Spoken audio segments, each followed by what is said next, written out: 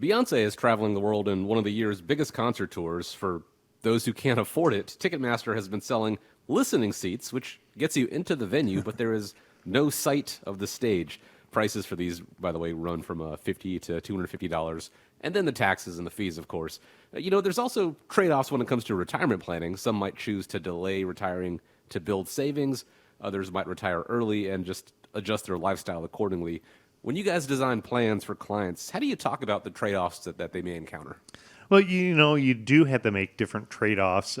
And going back to looking at, what those prices of tickets are, it's wild. Actually, Friday, I got a chance to go down by Columbus, between Columbus and Hocking Hills. Sure. Did the Luke Bryan concert with my son. That was the one request that he had for the summer, and finally was able to get one of the farm tours on Friday. So a good time. But, when you're looking at trade-offs and we're thinking about how to make trade-offs for retirement, I think the first thing that you got to do is you got to look at some clear goals, and you've got to prioritize some of those goals and figure out, what the impact of those decisions could make on the outcomes. One of the things is, for me personally, I think a goal should be making sure that you have proper health insurance, either before the age of 65 when you transition into Medicare, and all the way down the road to, protecting your assets for long-term care. I can think of a couple situations over the years where I've run into a family member and somebody who maybe didn't choose to purchase long-term care or had their life savings wiped out when somebody went into a nursing home, all the way to somebody who retired maybe before the age 65 and thought, I've never really had a health issue. I could just gamble on it and I'll be good for the next couple of years. And then all of a sudden something bad happens. And that can be a major financial expense that can wipe out their retirement savings. When you're looking at different goals and figuring out different goals, as you're talking about it from a healthcare standpoint, how do you help people prioritize how to figure that out? Well, one of the things is, some people that are already taking Social Security, they started taking Social Security at 62, and we've had many shows where we talked about, the optimal time to take Social Security net. But I've had a few clients that have called me up and said they're not taking Social Security; they're going to put it off. So they've made that decision, which we support that decision, and then they get a quarterly bill for their Medicare Part B premium, and it's like $495. And they call me up and they're like freaking out. It's like, well, what is this, right? And it leads into what you said, Nolan. They didn't sit down with anybody and properly prepare for what the expenses are coming once they retire, once they go through their retirement, turning 65, signing up for Medicare. So one of the things that I always do is I sit down with clients, I'll go through the different options that they have available to them, and I make sure they understand if you're not taking Social Security early, you're going to have to apply for Medicare. If you are taking Social Security, you're automatically enrolled.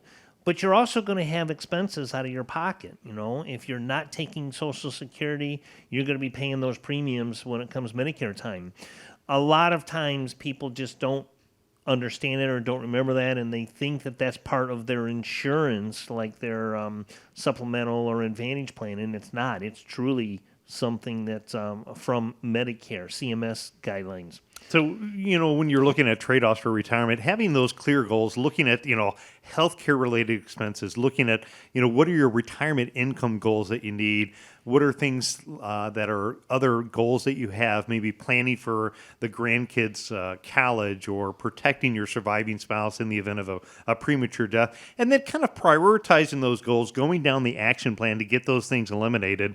It also comes down to understanding your budget and developing a plan for the unexpected. A lot of times we have in our industry, we have this rule of 4%.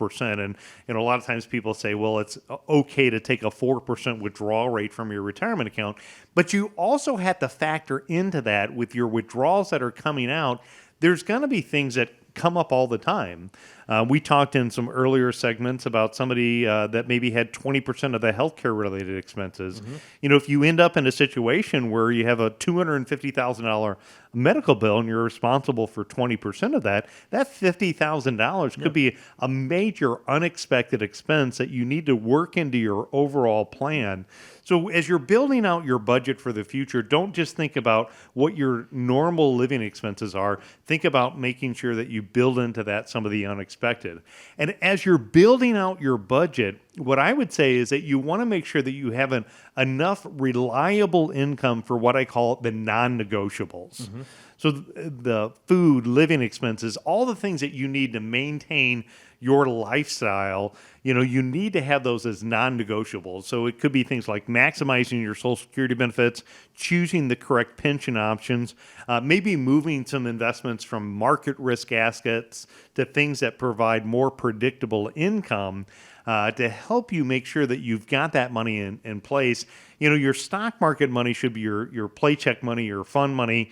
Then you want to set up regular reviews and adjust your plan along the way. So whether you have one of those unexpected expenses come up, whether the market is exceeding your goals, you want to review where you're at within your plan and then balance enjoyment with security. There's always that happy medium. Sometimes people in the go-go years, as Chaz refers to it, spends a lot of money quickly, but they don't realize that they need that money to last forever. So you kind of got to balance the enjoyment with security as well. And, helping make those trade-offs, I think that's one of the things that's important to, work with a team approach, sit down with a professional, somebody like our firm at America's Retirement Headquarters, where we can kind of bounce those ideas off together. What your objective and your goals, it could be different from your spouse's. And by putting a plan together in place, I think is the best way for you to figure it all out. And to get that plan started, to put it together and see where you are as you get ready to enter into this journey called retirement. It all starts with that phone call, 419-794-3030, or you can go onto the website as well, arhq.com. Don't forget, click on the events tab there at arhq.com to find out more about the upcoming Medicare events that are going on, the upcoming semi-annual economic summit, and so much more. arhq.com. Want to thank you so much for joining us this week, as we always do, spending a little time with us here on America's Retirement Headquarters. Please have a great week ahead of you. Guys, as always, thank you for the time. And as we wrap up, I want to leave you with the final word. Yeah, I love the show. Talked a lot about healthcare today. Again, go over to our YouTube channel, America's Retirement Headquarters. If you missed any of the segments earlier, you can just type in America's Retirement Headquarters on YouTube, get previous shows. But either way, we'll be back here, same time, same channel, right here on Toledo's largest talk station. And just remember, when you think retirement, think America's Retirement Headquarters. It's home of the Retirement Guys formula and America's Medicare Associates.